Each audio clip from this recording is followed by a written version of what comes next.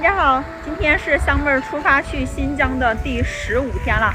现在呢，已经到达这个陕西的蓝田这边了。今天一路上遇到的路都是挺好的，不过我在这里发现了有一段不太好走的路啊，就是在我身后这个地方，看人家越野车过去的时候，其实还是可以的。开越野车出来玩去，绝对是比较爽的，比较舒服一点的。但是我轿车过来的话，刚刚过来就是不怎么好过来的。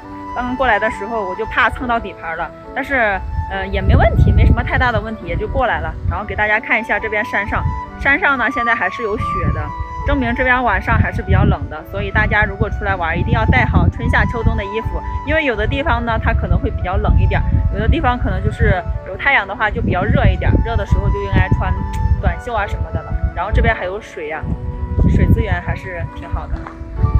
好了，现在香妹儿呢要继续前往新疆的方向出发了。